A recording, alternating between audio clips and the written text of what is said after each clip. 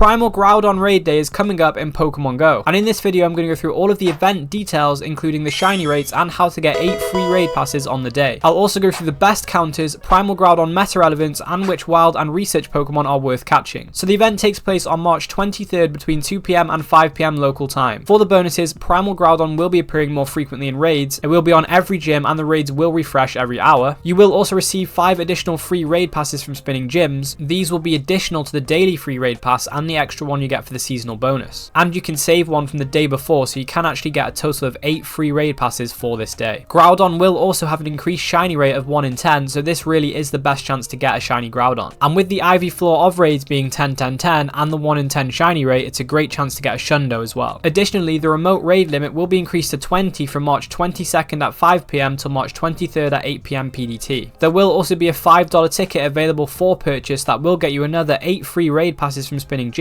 You'll get an increased chance to get Rare Candy XL from raid battles, and you'll also get 50% more XP and 2 times Stardust from raid battles. These bonuses will be active from 2 PM till 10 PM on March 23rd. But is this ticket worth purchasing? If I'm honest, this ticket isn't really a bad deal. If you know you're going to be out raiding and doing more than 7 or 8 raids in person, the extra 8 raid passes and the Rare Candy XL, XP and Stardust bonuses are generally going to be worth $5 for you. It is worth noting though that you might find better raid pass value in bundles in the in-game shop, and the green premium battle passes that you get from these bundles do have more value than the orange raid passes, because you can use the green raid passes in Go Battle League as well, so that's something to bear in mind. This raid day also takes place during the Verdant Wonders event, so the wild encounters will be Bulbasaur, Oddish, Tangela, Hoppip, Poochyena, Nuzleaf, Shroomish, Cottony wearing a flower crown, Red, Yellow and Blue Flabebe in their respective regions, Cutiefly and rarely Pansage, Pansear, Panpour, Zorua and White and Orange Flabebe. In field research will be Vulpix, Poliwag, Marill, Slugma, Flower Crown Cottony, Pansage, Pansear and Panpour. I will be going through which wild and field research Pokemon are worth catching and focusing on later on in the video, so stay tuned for that. But first, what are the best counters for Primal Groudon?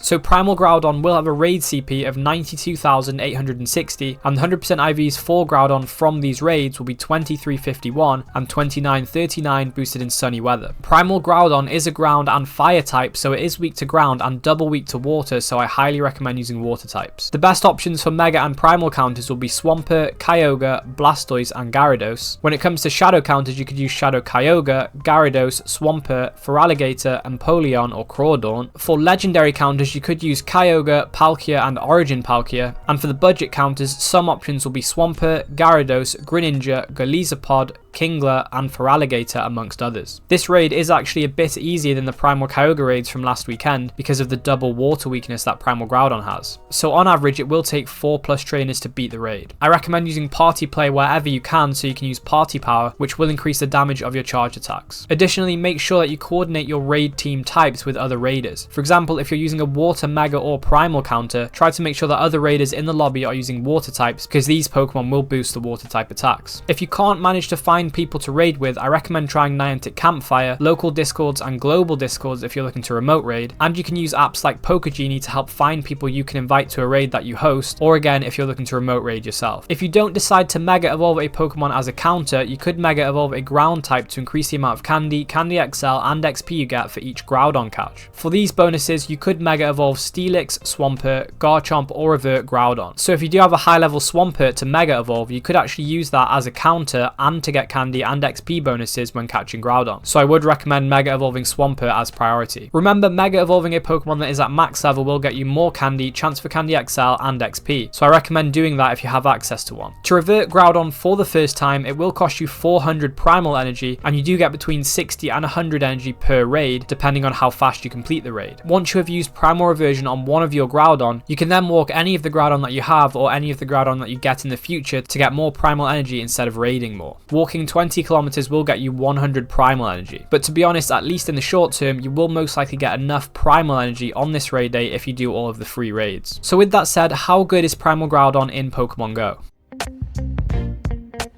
Firstly, it is worth noting that Groudon will not have its legacy move Precipice Blades when caught from these raids, so it will require an elite charge TM to get this move. However, Primal Groudon is the best ground type attacker with Mudshot and Precipice Blades, but if you don't want to invest an elite TM to get Precipice Blades, Primal Groudon with Mudshot and Earthquake will still be better than any other ground type attacker when taking into account DPS and TDO, DPS being damage per second and TDO being total damage output. Primal Groudon with Precipice Blades is the third best overall damage dealer in the game, and Groudon itself is ranked 7 in the Master League, but keep in mind that it does want both legacy moves Fire Punch and Precipice Blades to be at its best in the Master League. Overall, I would recommend using an elite charge TM to get Precipice Blades on your highest IV Groudon because it is one of the best Pokemon in the game and it definitely benefits from Precipice Blades. With that said, which wild and research Pokemon are worth catching whilst you're out playing the raid day?